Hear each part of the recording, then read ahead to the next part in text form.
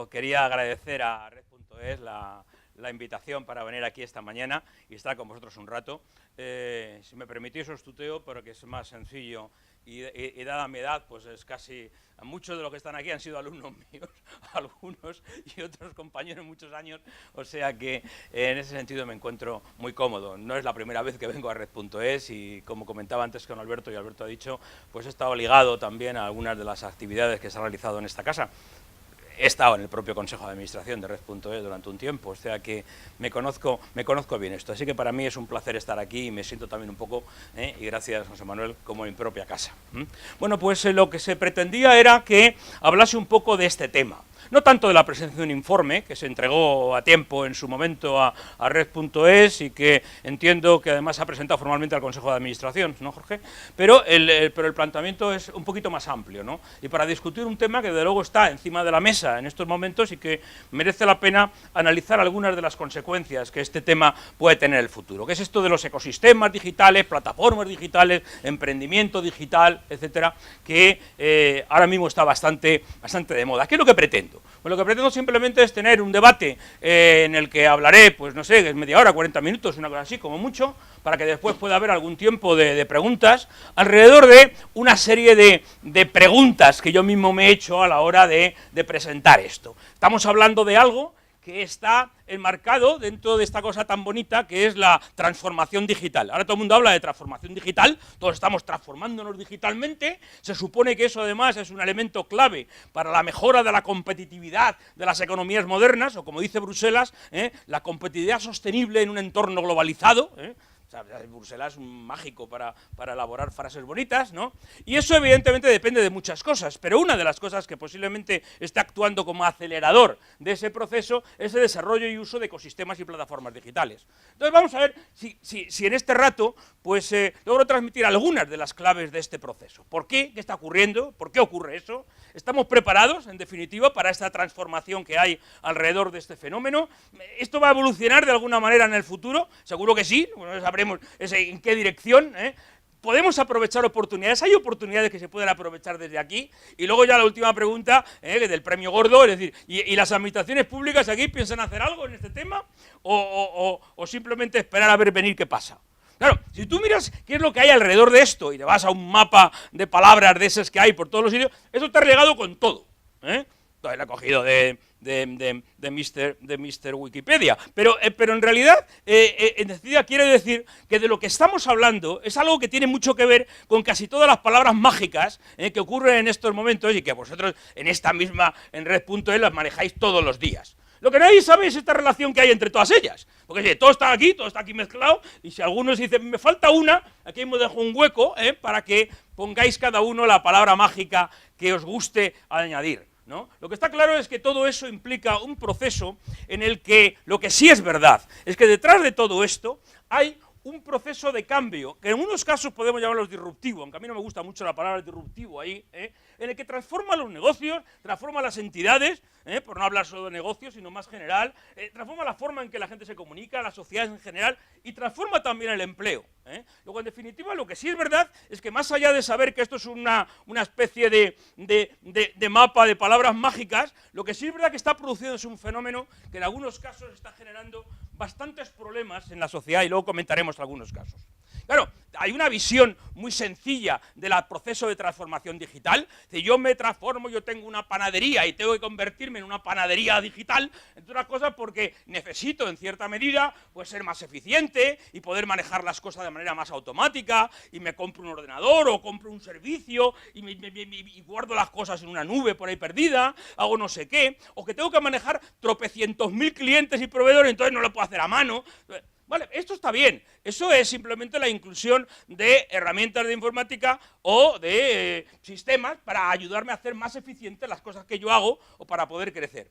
Pero lo que estamos hablando aquí es de otra forma que es distinta. Aquí lo que hay son unas oportunidades y unas variaciones que no simplemente van buscando la eficacia, ni en el tiempo, ni en el tamaño de las cosas que manejo, sino que lo que me permite es abordar otro problema, que es transformar mi modelo de negocio en un contexto que es radicalmente distinto al que yo tenía, o crear incluso modelos de negocio diferentes del que yo tengo, precisamente porque eso me permite, esa tecnología, hacerlo de una manera que antes no podía. Luego ya no estoy haciendo un proceso de transformación digital buscando eficiencia, que también, pero eso no es el problema. Estoy haciendo algo que me permite, en todos los casos, reinventar mi propia organización. Y lo que hay detrás realmente es reinventar mi organización. Y eso implica un análisis completo del modelo de negocio, y eso implica ver hasta qué punto, qué papel puedo jugar en el futuro en mi organización. Por eso el problema es más complejo. No es solamente un problema de incorporar una serie de tecnologías, de comprarme una serie de cacharritos y tenerlos por ahí puestos. Es algo más complejo. Es repensar hasta qué punto lo que estoy haciendo es lo que debo hacer o no, y hasta qué punto puedo hacer una cosa distinta. Claro, es verdad que ahora mismo todo el mundo habla de las cosas, aunque en mi opinión no todos entienden lo mismo de lo que hay detrás, pero es verdad que sí, hay una emergencia, expansión de plataformas y ecosistemas digitales que sobre todo en la última década pues nos ha inundado los medios de comunicación, y sí que es verdad que se habla de que esos son catalizadores de la digitalización de la sociedad. Sí creo que esto está produciendo un fenómeno de catalización. Lo que no sabemos es si esa catalización va en el sentido que uno espera que deba tener, de una manera más o menos ordenada, que afecta a todo el mundo, desde las administraciones públicas a las empresas y a los usuarios, a nivel individual, a nivel institucional, tanto en el sistema público como en el privado. Eso es en realidad un fenómeno real. Y luego comentaré, por ejemplo, alguna discusión de cómo alguna organización pública puede transformarse hacia un modelo de plataforma, que no es tampoco tan raro. Y eso evidentemente está afectando a sectores económicos, y además no es una cosa que ocurra aquí, es un fenómeno de carácter mundial, en el que evidentemente España no está ajena. Luego estamos hablando de algo que efectivamente tiene una repercusión bastante más grande. Y además está motivado por un cambio también de la importancia relativa de las instituciones en este esquema. Fijaros, esto que procede de una fuente, tenéis por aquí, de Venture Capitalist, en donde vienen las grandes compañías por capitalización en el mercado. Y esto es lo que ocurría en el 2001, el 2006, en el 2011. Fijaros que aún en el 2011, las 5 mayores por capitalización bursátil era Exxon, el de la manzanita estaba aquí, sí, es verdad, pero esto es PetroChina, Shell y ICBC. En solo 5 años, las 5 mayores son todas del sector TIC, empresas, la primera Apple, Alphabet, o sea, Google, Microsoft, Amazon, Facebook. Y todas están relacionadas con plataformas. Y esto se ha producido en un fenómeno que en la historia es muy raro que esto pueda producirse en un periodo tan corto, de solo 5 años. Lo que hay una revolución brutal en cuanto a la estructura del propio tejido empresarial que hay detrás. Pues el fenómeno realmente es un fenómeno realmente importante. Y en algunos casos, algunas de estas, bien conocidas, a pesar de miles de problemas regulatorios que tienen, han entrado con una fuerza brutal dentro de un sector concreto. Este esquema, que corresponde solamente hasta el año 2015, en el que demuestra cuál es el valor que en estos momentos tiene una cosa como Airbnb. Y son datos del 2015. Yo supongo que con datos que tendremos ahora del 2017, dentro de unos meses, habrá ocupado el número 1. Desplazando al Marriott, por ejemplo, o Starwood Hotels, o Accor, o lo que quieras. Airbnb estaba en el 2014 aquí. Fijaros el salto. Por eso digo que rápidamente, ¿qué está ocurriendo también? Es que solamente con respecto a los incumbentes, por utilizar una palabra que vosotros usáis también bastante por aquí, se ha producido un cambio brutal. Luego está claro que lo que estamos hablando no es un fenómeno que es anecdótico frente a la estructura de la sociedad, es algo más para allá.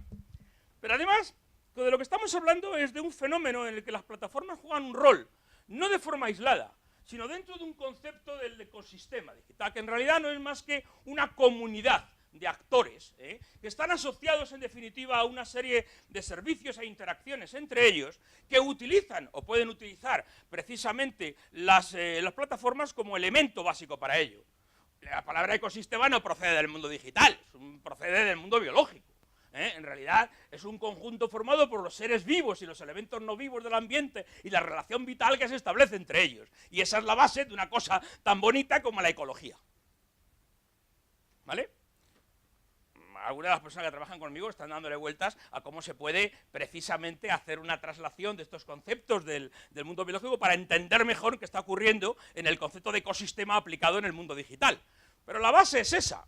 Hay una interacción entre múltiples actores muy distintos posiblemente, con roles complementarios, en el que la actividad está basada no en la actividad independiente de cada uno de ellos, sino sobre todo en las interacciones entre todos ellos, en un mecanismo en el que el flujo de conocimiento se desarrolla, se crea, se genera, se transforma precisamente entre ellos, con un impacto económico sustancial en un sector geográfico determinado, más o menos grande, y hay ecosistemas muy pequeñitos, muy aislados, si queréis, geográficamente, y otros que están incorporándose entre varias, incluso entre varios países, y además que requiere no solo infraestructura, sino recursos humanos cualificados. Evidentemente, recursos humanos cualificados de diferentes perfiles, igual que un ecosistema para que sea sostenible requiere bichos de diferentes tipos para que la cadena de predadores, etcétera, funcione adecuadamente y unos se coman a los otros en el orden adecuado. Bueno, pues eso efectivamente de lo que estamos hablando. Y aquí dentro, lo que pasa es que aquí dentro hay muchas cosas. Una de las cosas que empezábamos a ver es si realmente esto tiene algo que ver con lo de las plataformas. No quiero meterme en definiciones de plataformas porque como hay 200 y nadie está de acuerdo con lo que dice, hay que ir más bien todavía en esta fase de si queréis, de poca estabilidad académica en los conceptos que hay detrás, pues en el utilizar el famoso mecanismo del por ejemplo, ¿no? De la época de los griegos, o sea que no estoy inventando nada nuevo, ¿eh? Pero lo que es verdad es que muchas veces de lo que estamos hablando es que aquí hay algo que media entre un lado del mercado y otro lado del mercado, poniendo en valor cosas entre diferentes tipos de actores, incluso esta plataforma utilizando aquí varios proveedores de servicios distintos. Y un ecosistema digital además puede estar utilizando diversas plataformas seguidamente. Para complicarlo más, porque no nos podemos olvidar que vengo de la universidad, pues el juego es decir, oye, pero es que en este mundo de lo que estamos hablando es que a lo mejor tengo ecosistemas más o menos abiertos, no voy a meterme ahora en este lío, del grado de apertura de las cosas, pero en el que hay una serie de actores, en el que hay empresas consolidadas, hay organismos públicos, hay empresas, spin-off o startups que están generando, intermediarios de todo tipo, etcétera, que además interaccionan entre ellos, a lo mejor mediante una serie de plataformas, no una sola, sino algunas veces más de una, que además estas mismas plataformas se utilizan en otros ecosistemas. Y encima hay una regulación nacional e internacional que puede afectar, más o menos, y encima hay un procedimiento de emprendimiento que se quiere, porque como esto tiene un efecto sobre la generación de empleo, efectivamente todos están preocupados de ver cómo esto afecta tanto a empresas consolidadas como a la generación de nuevo tejido empresarial. Claro, este modelo además, visto así, pues encima se complica adicionalmente, porque mucha de la generación de estas empresas que aparecen aquí son empresas que utilizan plataformas existentes. Una de las grandes ventajas de lo que estamos hablando en este mundo de las plataformas es que uno para lanzar un nuevo negocio basado en una plataforma no tiene que crear la plataforma desde cero. Puede hacerlo. Pero puede aprovechar una de las que hay, porque no es lo mismo. Y ya veremos que eso nos va a llevar a consecuencias y lo que queremos es expandir negocios basados en plataformas preexistentes o queremos tener plataformas ad hoc, generadas para determinados ambientes, para determinados sectores, para diferentes comunidades, apoyándolas expresamente. Pero claro, el mundo que estamos viendo aquí es que se ligan los ecosistemas, las plataformas, la regulación, el emprendimiento, dentro de un mundo muy variable en el que todas estas piezas, y fijaros que más importantes son las rayas que las flechas, que las propias actividades, están en muchos casos ligados a la existencia de unas plataformas que muchas veces son tan generales que ni siquiera proceden de un mismo país y que están muchas veces en un nivel internacional, dominados por grandes grupos multinacionales. Y recordad la transparencia anterior de quiénes son esos grandes 5 que hay por ahí, que es el concepto de GAFA, pero un poquito más ampliado, que son, en definitiva, lo que están marcando qué es lo que está ocurriendo. Como esto no sé si lo podréis ver desde el final, pues me lo voy a decir rápidamente, pero además uno dice, bueno, pero hay muchos tipos de plataformas. Sí, hay muchos tipos de plataformas. Hay plataformas basadas simplemente en un marketplace, por poner un ejemplo, ¿vale? Un sitio donde yo pongo cosas y a ver si las vendo y hay otro tío que quiere algo, lo busca, lo encuentra y se lo lleva. Bien, la plataforma ha sido realmente pues un mecanismo que es como el mercadillo de los pueblos, pero digital. no hemos inventado tampoco nada nuevo, pero bueno, ahí está. Y hay gente que regula eso, los ayuntamientos, pues en los domingos por la mañana en esta calle que se corta, aquí hay un mercadillo en el que quiera un puesto, pagar un poquito para que le deje un hueco, aquí el que vaya por allí pues que compre lo que quiera. Bien, está bien, eso es una plataforma, no digital, pero plataforma lo es. O sea, muchas veces aquí reinventamos la rueda y en realidad es el mismo concepto de siempre. Hay otras que están basadas en una red social, y también la red social se puede hacer encima de ella, no sé cuántas cosas, etcétera. Hay otras que son encima plataformas de plataformas, Es decir, pues yo hago una plataforma encima de una plataforma, además no sé qué, o es una plataforma que en realidad permite hacer varias plataformas sectoriales focalizadas, para un tema. ¿Qué está ocurriendo? En realidad lo que hay es una tecnología detrás que me permite hacer cosas que antes eran muy difíciles de hacer de una manera mucho más sencilla, y eso permite realmente tener una gran variedad de actividades ahí. Y claro, eso sí que me permite también tener modelos de negocio basados en eso muy diferentes en la forma de obtener los ingresos, diferentes porque hay además unos efectos directos e indirectos de red derivados del tamaño de usuarios sobre esas plataformas, economías de escala derivadas precisamente de esos tamaños crecientes, plataformas que tienen miles de millones de usuarios. No estamos hablando del mercadillo del pueblo, que puede tener 200 personas, estamos hablando de muchísimos más, evidentemente, algunas veces muy horizontales, otras veces verticales, ligadas precisamente a un específico subsector concreto, algunas veces para todo el mundo, otras veces para mi pueblo, unas veces.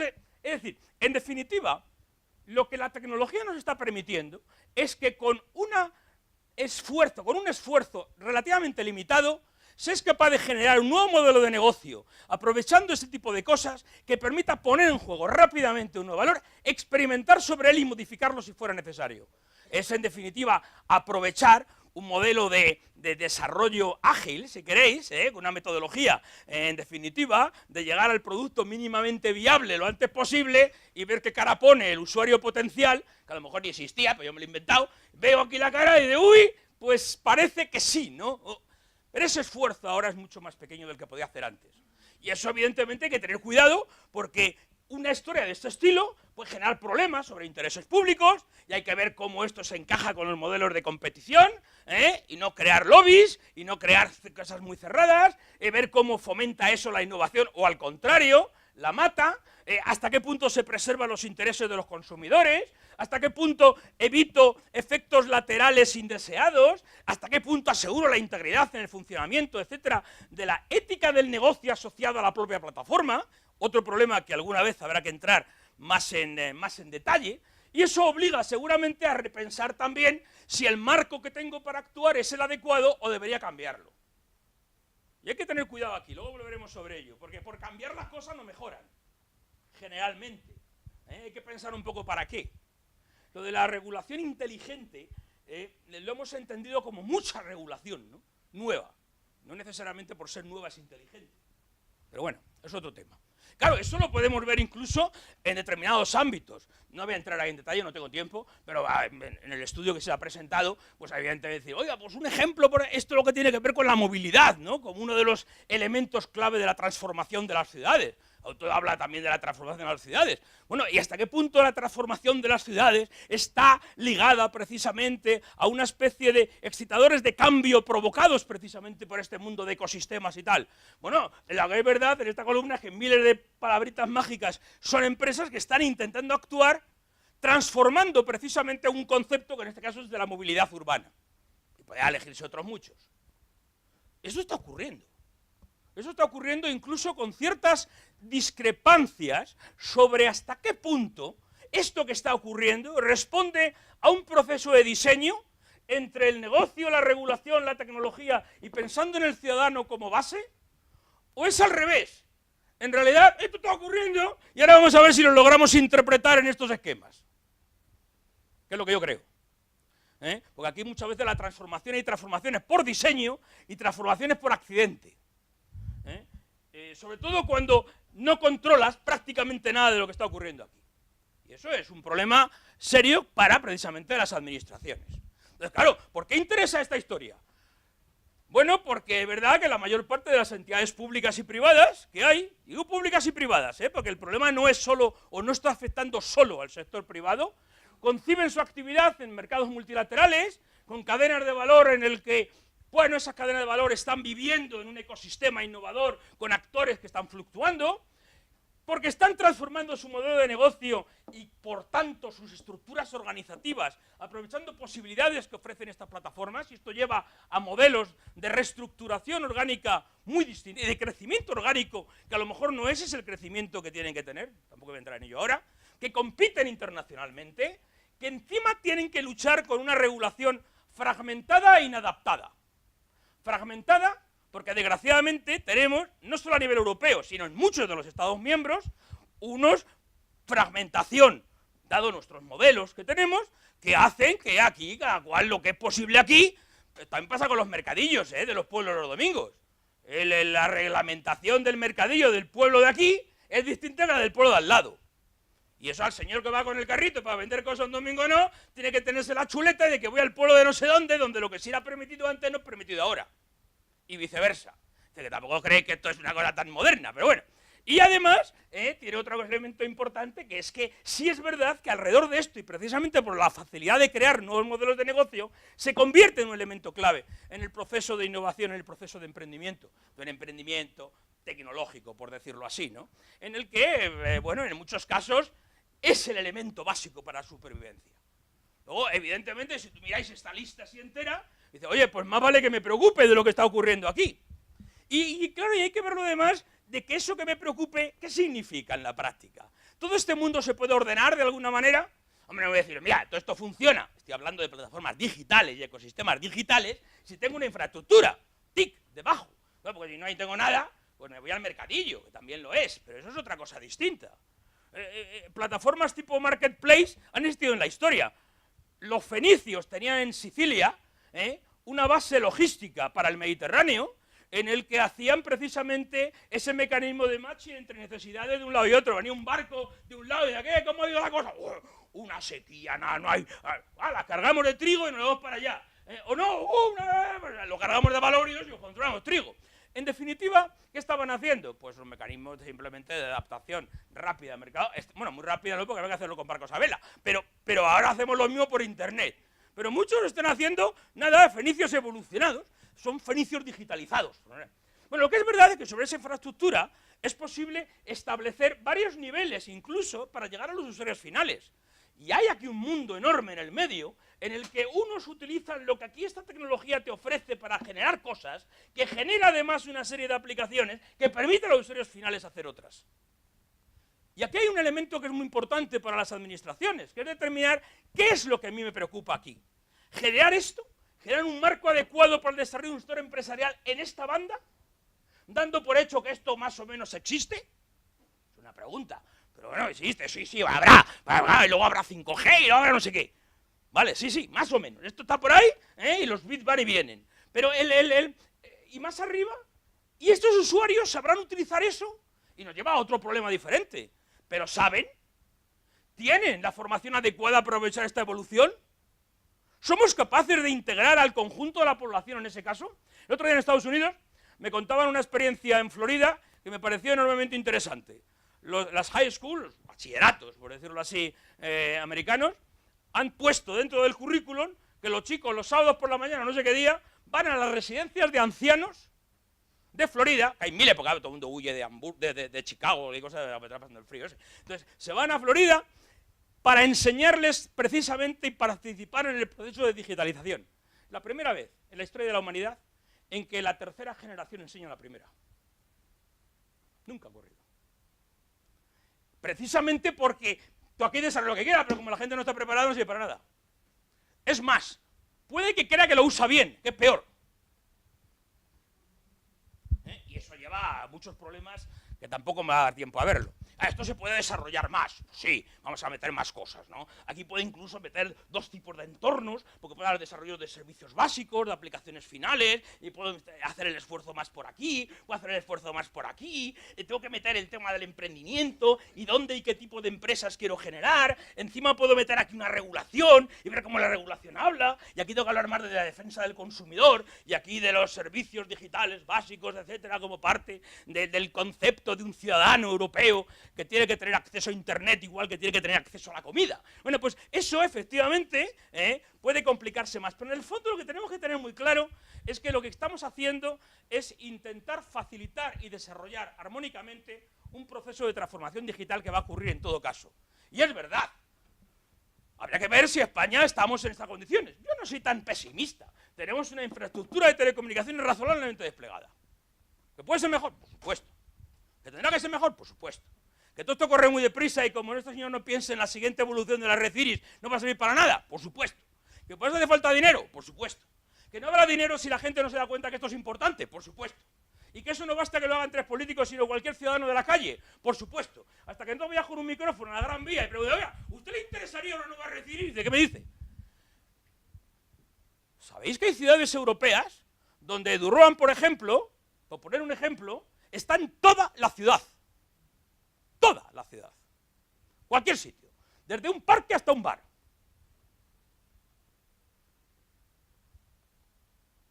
No ponga esa cara, porque en definitiva forma parte de la concepción de la importancia relativa de las cosas en una sociedad.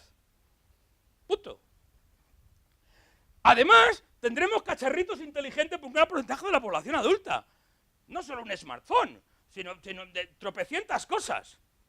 Y hay otro elemento que se está acercando, que es muy importante, que es todo el tipo de esta tecnología basada muchas veces en Internet de las cosas, que va a permitir una monitorización de la actividad de la gente a unos extremos y con la utilización de datos, cuya regulación está en el limbo, llamarlo de alguna manera. En Alemania han empezado esa discusión muy seriamente entre sindicatos y patronales para ver cómo ese tipo de cosas intervienen en la nueva generación de convenios colectivos, por ejemplo. Y el Parlamento Europeo ha empezado a trabajar en ese tema. ¿Dónde llevará? Pues ya veremos.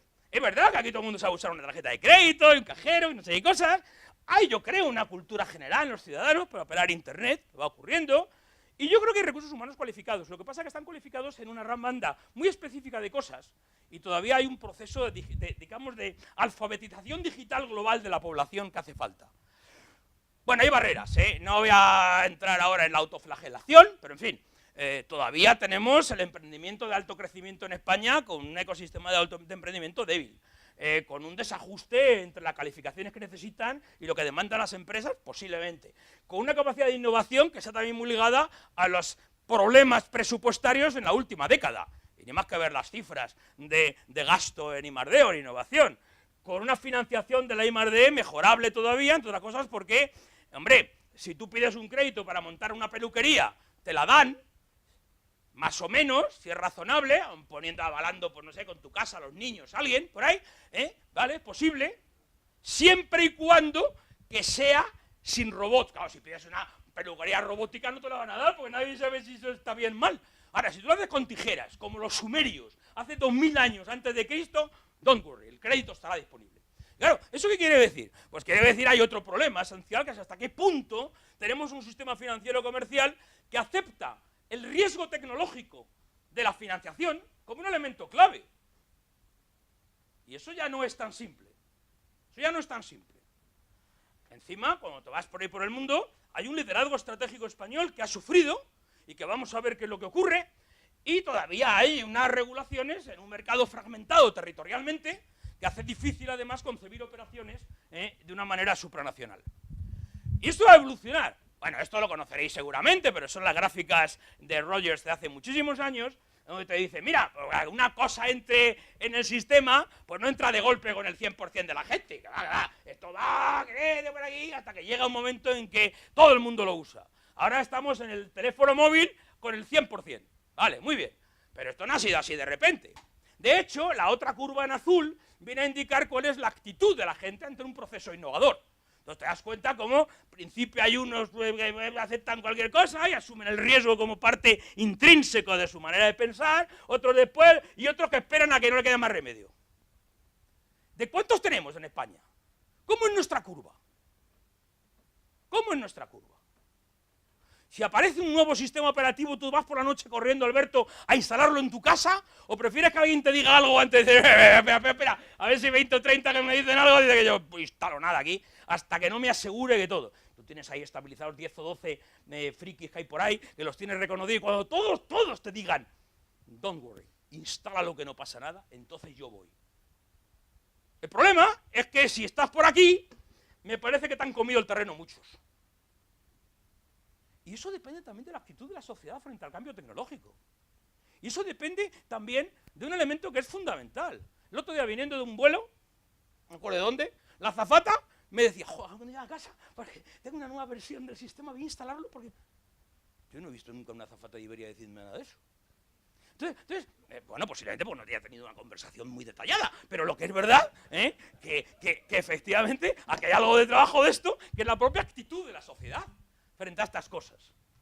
¿Nos preocupa? ¿Estáis midiendo ese cambio de actitud de la sociedad?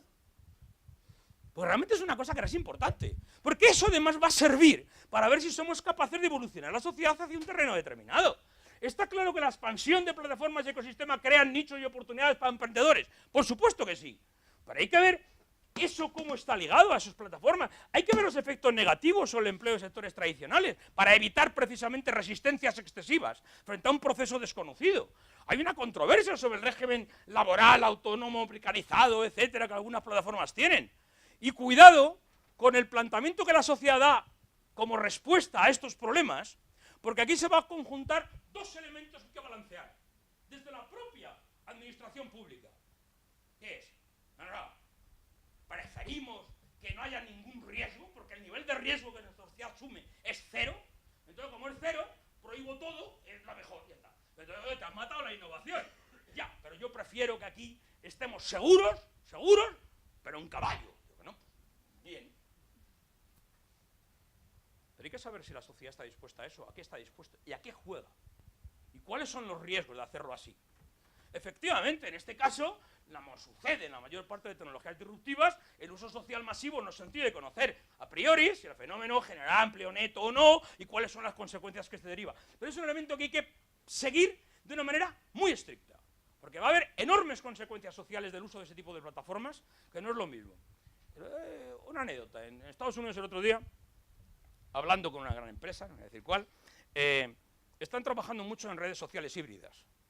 Redes sociales en las que parte de los componentes de la red social son personas y la otra son chismes, dispositivos, en donde tú usas WhatsApp, supongo, ¿no? ¿Verdad? Hombre, ¿cómo voy a suponer que no?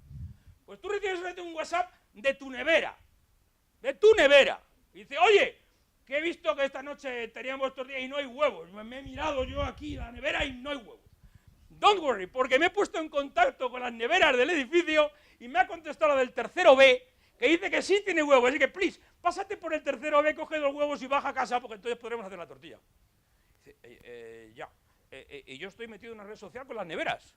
¡Ah! ¿Qué dirán de ti las neveras? ¿Qué chismorreos habrá? ¿Quién modera una red social híbrida? ¿Qué consecuencias tiene? No tenemos ni idea de las consecuencias que eso lleva. No es un problema tecnológico, Tecnológico ninguno. El problema es que las implicaciones sociales que tienen esas cosas hay que madurarlas. Y la sociedad tiene que tener tiempo para reflexionar sobre ese proceso de madurez. Y si es posible anticiparse al problema. Para lo cual hay que tener una visión de futuro. No dinero, no un plan, sino una visión, que es otra cosa. No psico. Bueno, lo que es verdad es que hay otros, cuidado, que están corriendo mucho. Mirad, este es los sitios, no sé si lo veréis, pero lo leo, de los Top Emerging Startup Hubs. Esto es muy bonito, un hub es muy bonito. Muy bonito. Está bien, a lo mejor uno de esos tiene un espacio de creación con columpios de estos como que he visto. Si es que, maybe. Pero lo interesante, yo lo que pasa es que no me subiría a eso, más que nada porque no llegaría. O me bajáis el columpio, yo a ese sitio no me juego, sin seguro además, aquí de caída. Bueno, lo que es verdad es que por aquí hay cosas como Turquía, Malasia, Indonesia, Nueva Zelanda. Anda, pues no está España. Pues mire usted, no está. Y estos son los 10 mayores. Cuidado que no estamos compitiendo con nosotros mismos y la batalla se produce entre Lleida y Teruel. No. Es una batalla a nivel mundial, donde el talento se va a ir donde haga falta, donde le paguen más y donde puede estar en el mejor sistema o ecosistema para crecer más. Y eso le pasa a todos. Y cuando no hay, pues el oso se va de sitio. Y el oso yogi estará en el parque natural, si no lo cierran, porque ahora estaban con el tema de que si cerraban en Estados Unidos los parques nacionales, si tiene para comer. Y si no, huirá. El oso y el emprendedor. Todos. Y hay que tenerlo claro. Es verdad que en este esquema estamos en un debate social sobre el impacto de esa economía basada en plataformas, donde hay que pasar de unas relaciones estables y conocidas perfectamente a un mundo de relaciones todavía inestable, con nuevos actores, en un marco regulatorio inadaptado, no aceptado generalmente, pero vamos a vivir ese proceso de transición en donde tenemos que intentar entender este fenómeno de transición, porque va a perturbar lo que ocurre, incluso desde el empleo, y vamos a encontrarnos con actores con comportamientos inesperados, que habrá que saber encauzar. Y no va a ser posible diseñar este sistema como si esto fuese un proyecto maravilloso, en el que el resultado es el número pi. Pues no. La flexibilidad en la adaptación de nuestra propia forma de pensar, en nuestras estructuras organizativas, en nuestros sectores, en nuestra regulación, va a ser elementos básicos. Y me temo que los procesos que tenemos son tan lentos que cuyo efecto se produce en periodos más largos que las transiciones y cambios que se producen sobre el objeto que quiere regular. Y tenemos que tener mecanismos de ese estilo. Efectivamente, todo eso está ocurriendo en todos los sectores, con soluciones diferentes. Evidentemente, muchos sectores están transformando alrededor de ese concepto, y hay empresas de transporte como plataformas, industria de fabricación como plataformas, que están transformando el concepto de propia industria y de su cadena de valor, que están transformando en la movilidad y su cadena de valor, que están transformando incluso entidades públicas. No en España, pero sí en otros sitios, concebida de una manera diferente. Y eso hay que tenerlo presente. Y también hay que tener presente que para eso requieres personas con una mentalidad distinta. ¿Qué debe saber la gente aquí? ¿Qué debe saber una persona en particular sobre esto? ¿Tener una serie de habilidades tecnológicas? Eso es lo de menos. ¿Incluir la creatividad? Eso es muy bonito decir, ponlo. ¿Vale? Un pensamiento crítico, la comprensión social, la colaboración, encontrar y filtrar información, comunicación efectiva, una concienciación de la seguridad, etc. Pero eso forman parte de unos elementos claves a nivel individual que habrá que saber cómo se ponen sobre el conjunto de la población y encima, sobre todo, la empresa en su conjunto, que también es otro elemento clave. No es lo mismo la competencia individualizada que la competencia de una cultura empresarial digital, que es otra cosa distinta. Hay que asumirla. Claro, y eso hay que cuidar porque las cosas no funcionan de la nada de repente. Estas fotos son de Amazon. Precioso aquí, un sistema automático. Aquí hay todavía unos señales, pero desaparecerán enseguida. O sea, todo esto de aquí, tal. Aquí hay alguno que se enfrena todavía, pero esto es un proceso de transición, ¿no? Pero luego hay que llevar el chisme a su casa. Entonces ahora tenemos plataformas maravillosas y cada 2 nanosegundos te dicen que tu sistema ha sido procesado, hemos tardado en procesar, no sé qué, tu sistema, mi chisme no llega nunca. ¿Por qué no llega? Pues está ahí en medio, mira, está este, es este. Claro, porque el éxito no depende solo de esto. Al final el servicio es extremo a extremo. Y aquí estamos con un problema de controlar la última milla, que requiere una actuación de múltiples plataformas de muchos sitios distintos. Porque de lo que estamos hablando es de la transformación de la sociedad mediante sistemas, ecosistemas imbricados, con plataformas imbricadas en un concepto que va supranacional y que no está ligado a un territorio solo. Algo ha pasado. No ha pasado nada. Claro, dice, ¿esto lo puedo llevar a cosas tan consolidadas como una universidad? Voy a contar una cosa que está ocurriendo en Estados Unidos. Las universidades es algo impresionante, porque es el único tipo de institución que nadie sabe cómo matarla. De hecho, todas las leyes te dicen miles de artículos cómo crear una nueva, pero nadie te dice cómo quitar una. ¿Qué existe? Eso no existe. Eso es un problema imposible. La National Science Foundation hizo a finales del siglo pasado, año 2000, un análisis de qué entidades sobrevivían desde el final de la Edad Media. La Iglesia Católica estaba allí.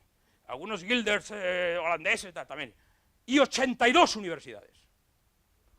No hay nada más persistente, estable en el mundo que eso.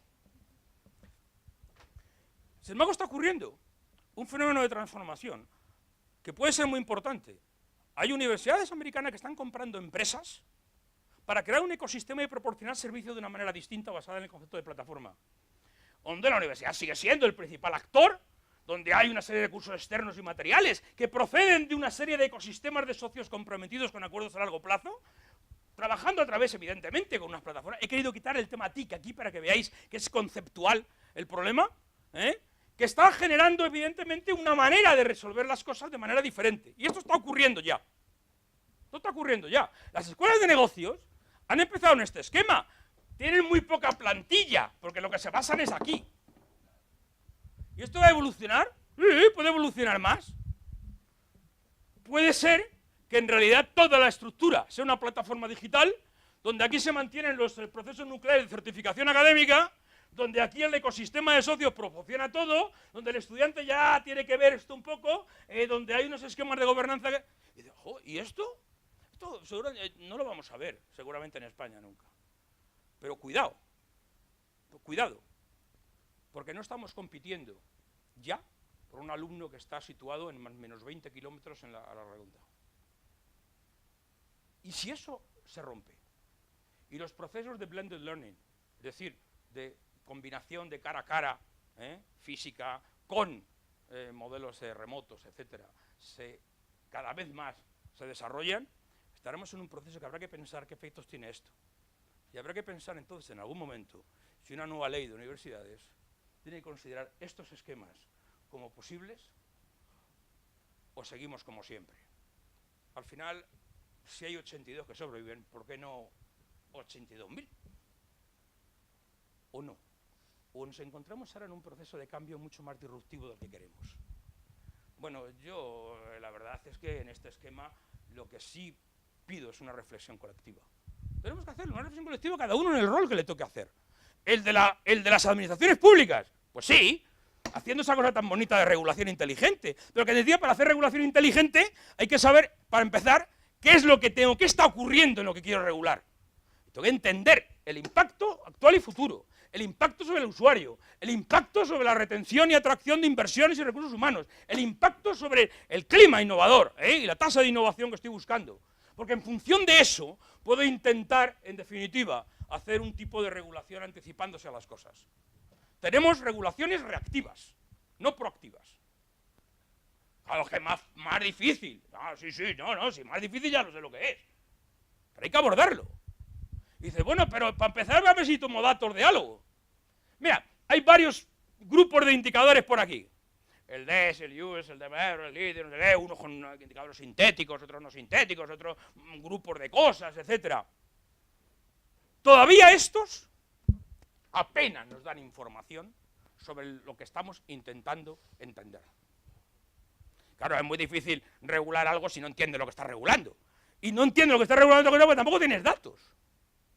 Series históricas, para esto van a requerir 10 años. Entonces, aquella postura académica típica. Dame una serie histórica, no hay. Pues no hay, bueno, pues esperamos. ¿Cuánto tiempo? 10 años. Esperamos 10 años. ¿10 años esperamos 10 años? Nos han comido. No es posible. No es posible. Hay que arrancar el proceso. Hay que arrancar el proceso como sea, ya. Con algunas cosas que, hombre, ya, pero hay que ponerse de acuerdo con otros. Claro que hay que ponerse de acuerdo con otros. ¿Pero qué esperamos? A ver si otros nos ponen de acuerdo o hacemos algo. Estoy provocando, porque sé que se están haciendo cosas, pero es precisamente para llevar la acción. Claro que sí, porque eso hay que hacerlo. Y desde luego, algunas de las cosas que hemos planteado es decir, vamos a ver, tienes que actuar a varios niveles con varias dimensiones, estoy acabando, varias dimensiones distintas. Un amplio debate social a diferentes niveles sobre el fenómeno y sus consecuencias. Un debate organizado. Un debate en el que, en definitiva, intentemos concienciar de qué es lo que está ocurriendo. Me preocupa mucho en este país la toma de decisiones sin saber realmente nada. Voy a hacer una pregunta por ahí en la calle, ¿de qué opinas sobre no sé qué? Pues ahí sale la estadística luego. No sé cuánto por ciento dice sí, no sé cuánto por ciento dice no. Y luego hay un porcentaje que dice no sabe, no contesta. Lo malo son los que sí contestan y no saben. Pero que eso ocurre además a todos los niveles. Y eso sí que es un problema, en definitiva, para establecer un mecanismo de relación. Evidentemente, hay que promover y comenzar la obtención de indicadores consensuados en la Unión Europea. Claro, no podemos resolver nosotros. El indicador de mi pueblo sirve para poco. Hay que asegurar la existencia de recursos humanos cualificados en este ámbito, en todos los niveles. Hay que proceder paulatinamente a una regulación inteligente sin presiones. Cuidado con la sobreregulación, que será una sobreregulación obsoleta. Habrá que crear y expandir ese tipo de empresas y habrá que apoyar la transformación digital utilizando algunos recursos que las propias administraciones tienen. Pero esto no se resuelve atacando ese tema y olvidándose de los demás. Tiene que haber aquí un enfoque sistémico. ¿Y cuál es el otro problema del enfoque sistémico? Pues que a mí me toca esto, pero esto no, que es de otro. Este es de no sé bien, este es de otro ministerio. Con esto no me hablo, con este sí. Parfait. Como lo he vivido muchos años, tampoco es algo que me... Total, termino. Bueno, esto de la digitalización es imparable. Otra cosa, y más muy rápida, y además con consecuencias muy profundas. Y yo creo que hay que enterar lo que está ocurriendo. Es verdad que estas plataformas, ecosistemas se imbrican, etcétera. Hay que saber dónde están tus fortalezas. A lo mejor podemos luchar en algún sector que sea fuerte. El turismo, el turismo. No, el turismo, ¿qué? Pero bueno, bien. Trabajemos. Todavía hay, evidentemente, muy difícil conocer cuál es el futuro sobre el empleo. Se mezcla aquí el empleo, el autoempleo, el emprendimiento, el falso autónomo y todas esas cosas ligado a esto. Hay que entenderlo. La regulación inteligente es un elemento clave también, si se logra anticipar y sobre todo si lo que hace es abrir un marco más o menos seguro para todos. Y para eso requerimos debate, indicadores, datos y una cierta concienciación colectiva de que nos estamos jugando aquí. Parte de lo que puede ser ese modelo innovador que algunos pensamos que este país tiene que tener y al cual hemos dedicado mucho tiempo. Muchas gracias.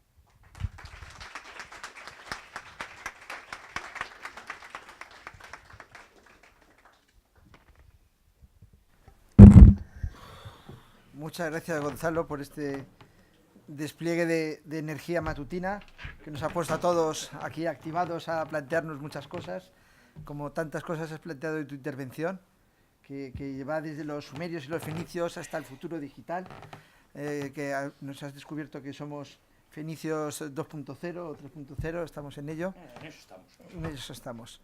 Y estoy seguro que con todos estos retos, que bueno, yo pensaba que cuando dices que generan tensiones, que generan cambios, las plataformas, pues uno es taxista que mata a otro porque a uno de Uber. Pues hasta ese nivel de tensión pueden llegar las cosas, ¿no? Y cómo afrontamos como sociedad los retos que todo esto implica. Estoy seguro que con todas estas preguntas que has lanzado y todas estas pequeñas provocaciones tendremos aquí algunas preguntas muy interesantes, así que os cedo la palabra al público. ¿Quién querría hacer alguna pregunta? ¿A Gonzalo?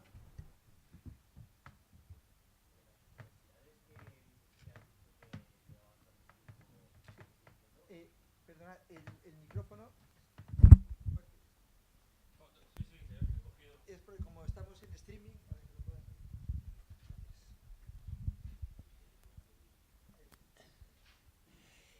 Que sobre las universidades que nos has comentado que llevaban tanto tiempo en pie, ¿hay alguna española? Muchas, a ver, me oye así. Tienes muchas españolas que todavía sobreviven. La Universidad de Salamanca, por ejemplo, una de las más antiguas. Va a celebrar, no sé, son ahora 800 años, me parece. Está en el proceso de celebración. Creo que vais a tener las jornadas de retiros o algo así, me parece, allí, ¿no? Si no recuerdo mal. Sí, claro que las hay. Si hacer que una universidad sobreviva es relativamente sencillo. Hacer que sea útil en la sociedad es mucho más complicado. Hacer que sea útil en los próximos 20 años, cuando la sociedad no sabe hacia dónde va, es muchísimo más complicado. Y vamos a ver un mundo en el que la generación de conocimiento no está ligada exclusivamente a la universidad, ni los flujos de conocimiento están ligados solamente a esa institución. Y hay que saber qué es lo que está ocurriendo. Fijaros que en estos momentos, además, estamos viviendo un mundo de creación de un ecosistema universitario europeo. Lanzado, otra cosa, por una cosa que vuestro jefe conoce bien, que es el Instituto Europeo de Innovación y Tecnología. Sus problemas, con sus actividades, pero está creando un ecosistema universitario a nivel europeo, intentando centrarlo sobre el emprendimiento y la innovación. ¿Eso qué quiere decir? Eso quiere decir que ahora nuestros planes de estudio, y me está ocurriendo a mí, tengo que coordinarlos con 15 universidades más. ¿Vale? y aceptar determinadas normas de la red que no encajan con la regulación que tengo en mi casa. Y tengo dos opciones: o cambiar la regulación, con lo cual no ocurrirá nunca nada, o saltarme la regulación y tirar para adelante. ¿Qué es mejor? No pienso contestar.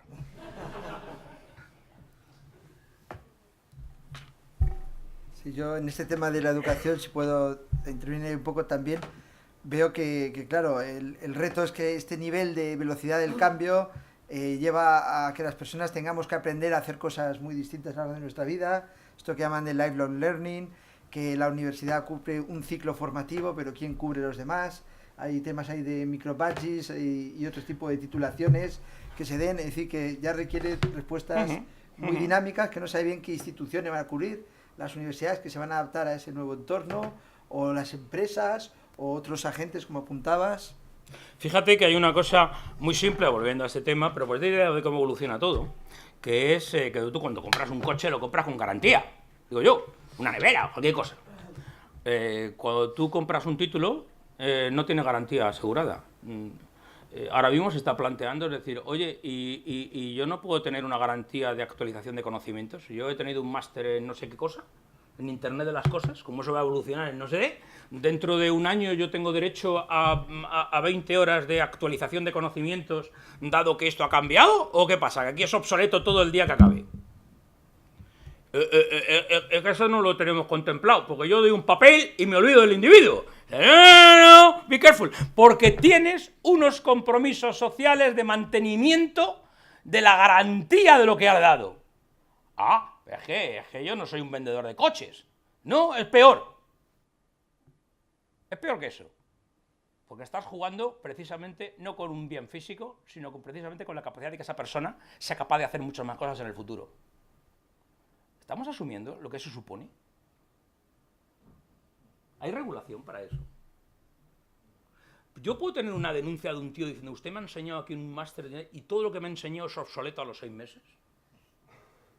Tú lo puedes hacer, pero el chisme no me funciona, a mí me he comprado, no funciona, y está bajo la garantía. ¿Aquí qué garantía damos de servicios? Educativos. Quiere decir que este proceso de repensar qué es lo que hacemos y cómo lo hacemos en una sociedad tan complicada y que está moviéndose a esa velocidad, afecta a la sociedad en su conjunto. Y puede afectar a muchas más dimensiones de las que creemos, que estamos ahí. Si lo más fácil es el despliegue de cacharritos. Eso es lo que no tiene problemas. Bueno, salvo a alguien que se le olvida cambiar la pila del chisme, pero cosas menores. Dime. ¿El micrófono? ¿Perdón?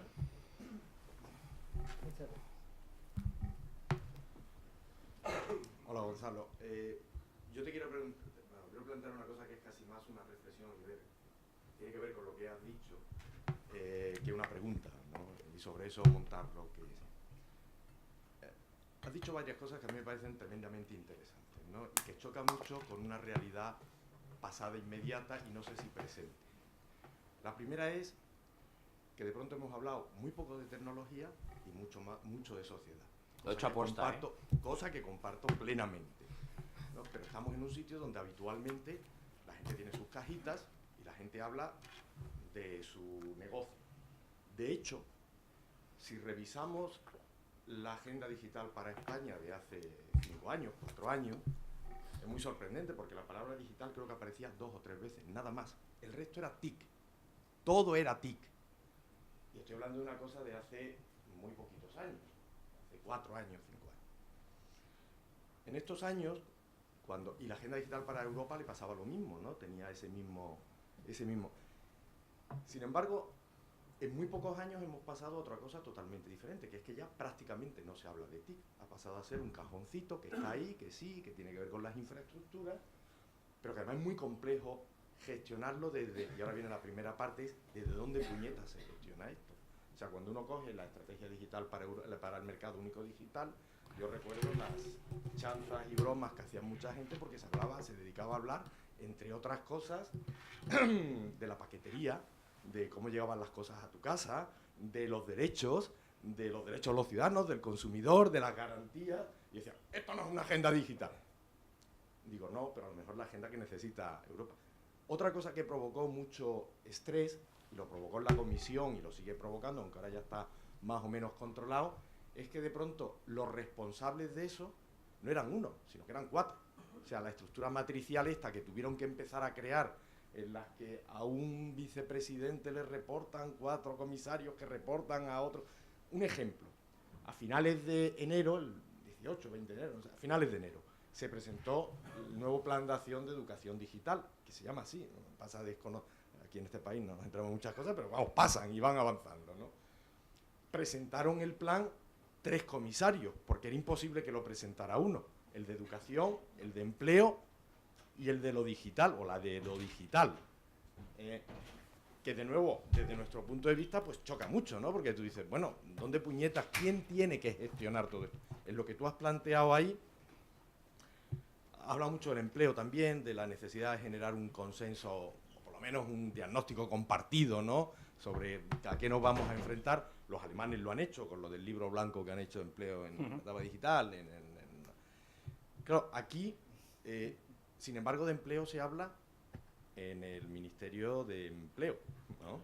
Sí, lo he comentado antes. Entonces, la historia es, intentando conjugar todo esto, es, ¿cómo crees tú que se debería o se podría abordar el dar respuesta a muchos de los problemas que tú has planteado aquí? Has planteado problemas de formación de la ciudadanía, de inclusión, de temas laborales, de emprendimiento, de no sé qué.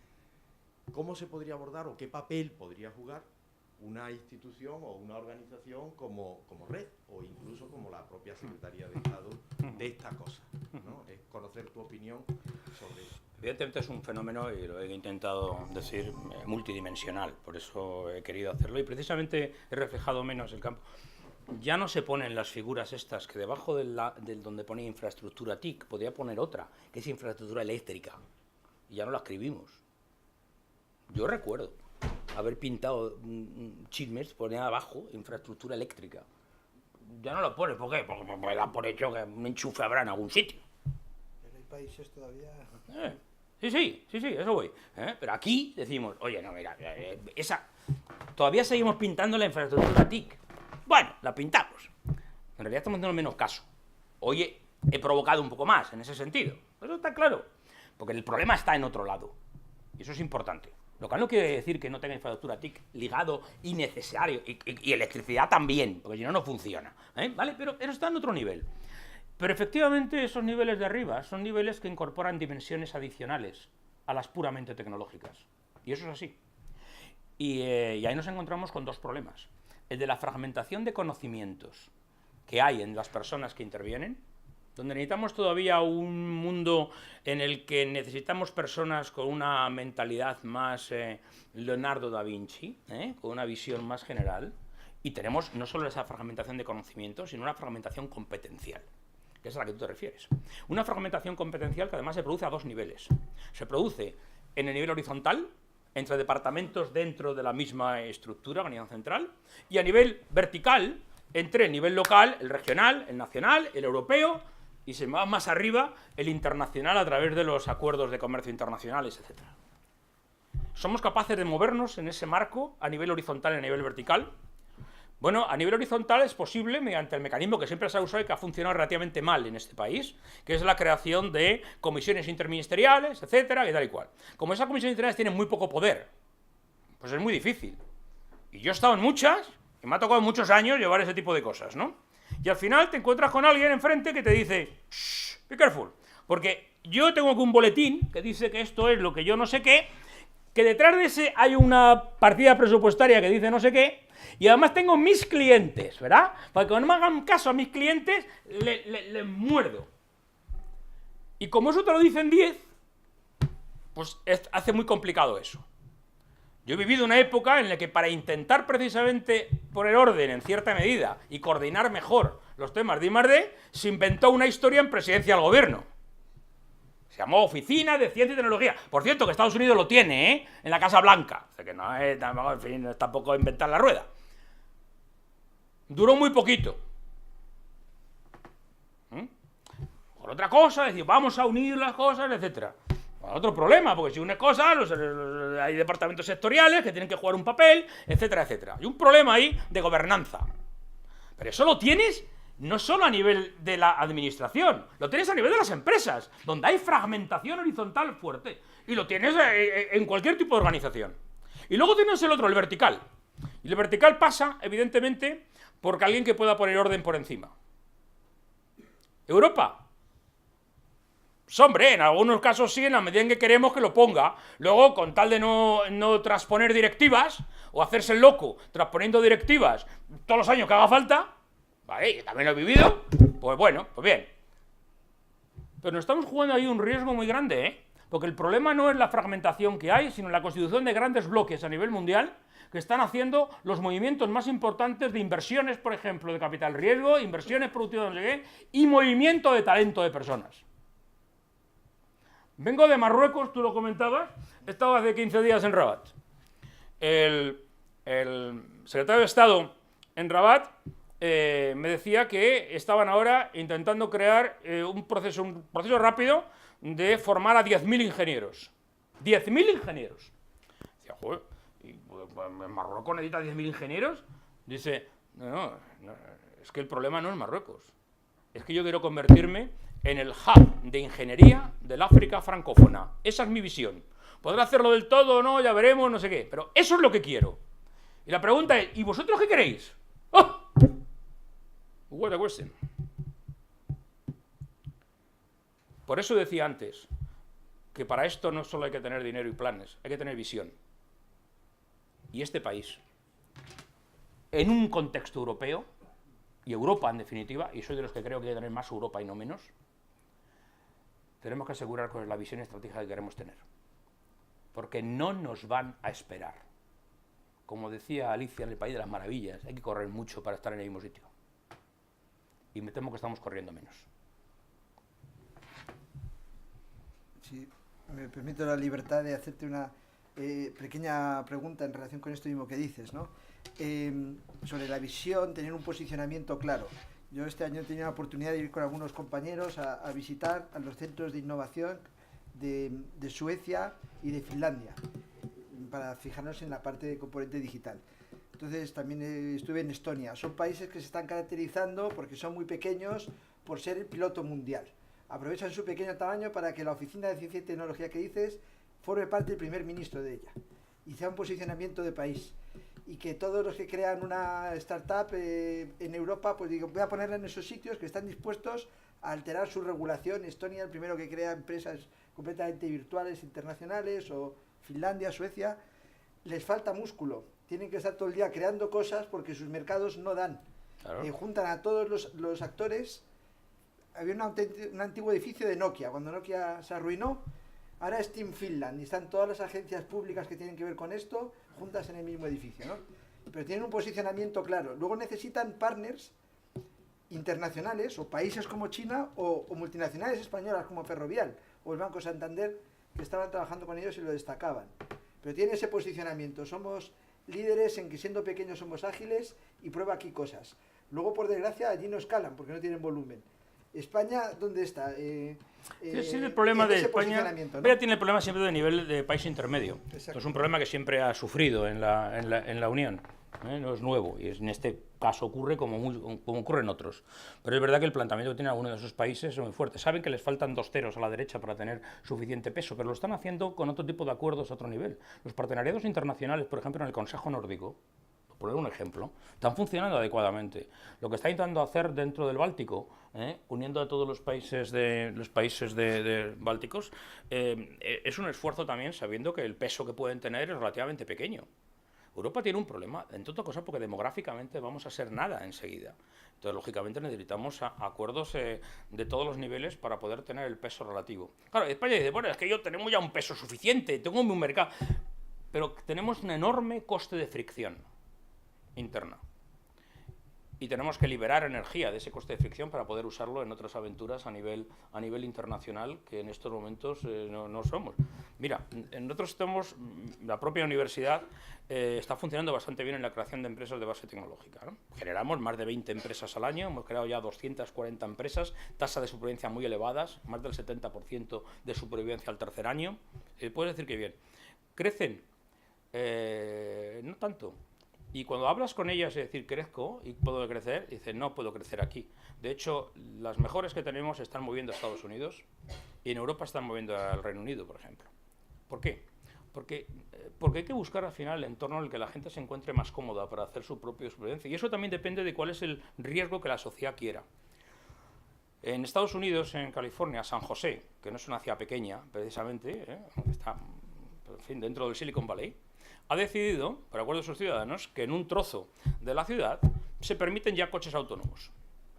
Han asumido un riesgo. ¿Puede ocurrir algo? Sí, también te puede traer un conductor loco, o sea, que eso tampoco es... Pero bueno, ¿estamos dispuestos a asumir ese nivel de riesgo? Porque ¿cuál es la consecuencia? Dicen, no, yo no lo quiero asumir porque mis ciudadanos tienen que estar protegidos por encima de todo. Ya, y si tú tienes una aplicación que tiene que funcionar para el coche autónomo, ¿dónde vas a probarla? ¿En Cibeles? ¿No? Está prohibido. Pues te irás a donde se pueda. Dice, oye, han venido aquí 300 empresas de todo el mundo para probar cosas. Normal. Oye, los de San José han querido. ¿Por qué diablos los de San José han querido? Bueno, la mitad deben vivir de eso. Pero claro, estás en un entorno, entonces, de un ecosistema con una sociedad que asume un nivel de riesgo de forma voluntaria porque quiere y entiende que estar en la punta de lanza del proceso de innovación le va a permitir crecer y desarrollarse mucho más en el futuro. ¿Queremos eso o no? ¿O queremos seguir siendo fenicios evolucionados? Bueno, pues eso veremos. En otros sectores somos imparables, tenemos el mayor número de bares por kilómetro cuadrado de todo el mundo. Es difícil, solo he querido fomentar la discusión y que empecéis el día con algún tipo de reflexión. Siempre le decía a José Manuel, dedica al menos una hora a pensar, es fundamental tenerla. Y a lo mejor este tipo de cosas ayuda. Muchísimo, de verdad que muchas gracias por esta intervención tan estimulante. Muchas gracias, Gonzalo.